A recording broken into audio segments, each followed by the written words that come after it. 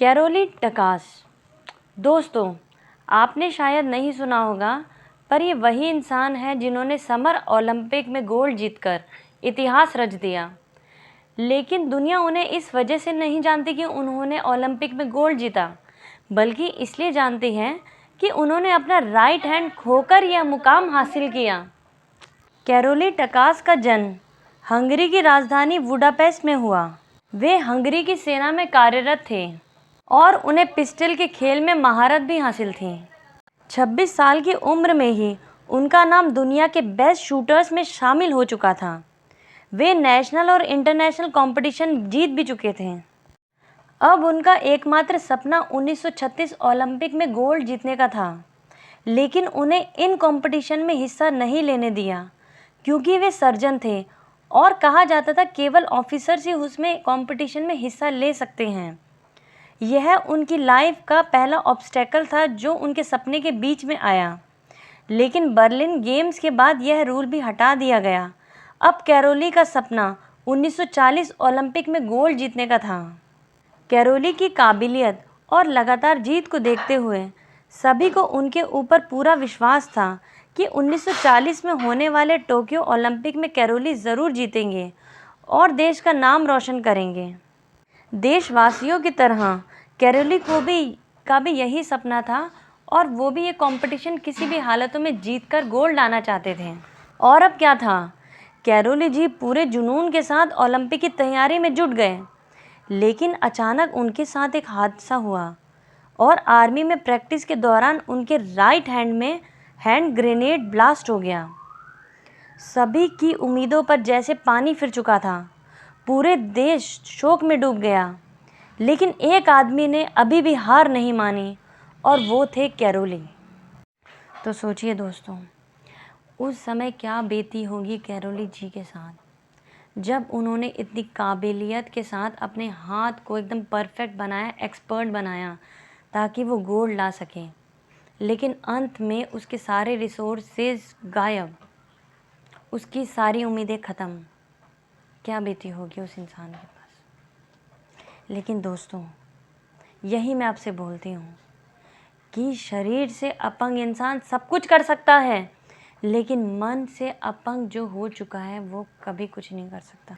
तो कैरोली जी एक बार फिर से उठे और सोचा कि क्या हुआ अगर मेरा राइट हैंड मेरे शरीर से अलग हो चुका है तो, लेकिन अभी भी मेरे पास मेरा लेफ़्ट हैंड बाकी है।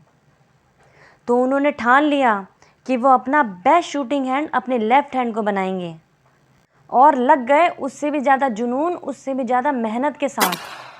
जब स्टार्टिंग में उन्होंने प्रैक्टिस करना स्टार्ट किया तो उनके बाएं हाथ में बहुत ज़्यादा पेन होना शुरू हो गया, और हो भी क्यों ना, क्योंकि जिस हाथ से वो ठीक से खा भी नहीं पाते थे, उस हाथ से वे शूटिंग की तैयारी कर रहे थे, उसको अपना परफेक्ट हैंड बना रहे थे ताकि वो ओलंपिक में गोल्ड ला सकें।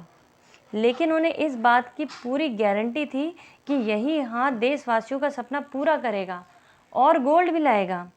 उन्होंने कड़ी मेहनत व लगन के साथ पहले नेशनल चैम्पियनशिप में भाग लिया। किसी को भी दोस्तों ये नहीं पता था कि वो चैम्पियनशिप में पार्टिसिपेट करने आए हैं। लोगों को तो ये लगा कि वो बस सभी को चेयर अप करने आए हैं। लेकिन जब उन्होंने वह मुकाबला ना केवल उस मुकाबले में भाग लिया, बल्कि वह मुकाबला जीता, तो सभी लोग वहाँ खड़े हुए दंग रह गए। इसी के साथ हंगरी देशवासियों में खुशी की लहर दौड़ गई और कैरोली हीरो बन चुका था। अब इंतज़ार था बस 1940 के टोक्यो ओलंपिक का, लेकिन 1940 ओलंपिक सेकेंड वर्ल्ड वॉर के कारण कैंसिल हो गया। कैरोली को एक बार फिर निराशा हाथ लगी और सभी को एक बार फिर लगा कि अब कुछ नहीं हो सकता। लेकिन कैरोली अब भी उम्मीद लगाए हुए थे। उन्होंने 1944 ओलंपिक के लिए फिर से अपनी प्रैक्टिस जारी रखी। उसी जोश, उसी जुनून के साथ 4 साल तक उन्होंने अपनी प्रैक्टिस की, अपने लेफ़्ट हैंड पे और ज़्यादा काम करना स्टार्ट किया। पर एक बार फिर यूथ की वजह से वह ओलंपिक भी कैंसिल हो गया और अब उनकी एज भी उनका साथ छोड़ रही थी। लेकिन इसके बावजूद भी वह हार मानने को तैयार ही नहीं थे। आखिर 1948 के ओलंपिक्स में अपने से कई जोशीले पार्टिसिपेंट को हराकर उन्होंने अपना व अपने देशवासियों का सपना पूरा किया। उन्होंने शूटिंग में हंगरी को गोल्ड मेडल दिलाया। इसके बाद 1952 में ओलंपिक में उन्होंने फिर से हिस्सा लिया और एक बार फिर गोल्ड मेडल को अपने नाम करवाया। तो दोस्तों, इसी के साथ उन्होंने 2 बार ओलंपिक में इतने कड़े संघर्ष के बाद गोल्ड मेडल जीते हैं। तो दोस्तों, मुझे आप कमेंट करके ये बताइए कि आप अगर इनकी जगह होते तो आप क्या करते, और इस कहानी से, इनकी बायोग्राफी से आपको क्या सीख मिली है। तो दोस्तों, आज के लिए इतना ही। मेरे चैनल पे बने रहिए, इसको लाइक, सब्सक्राइब और शेयर करिए और ज़्यादा से ज़्यादा इसको पसंद कीजिए। Thank you.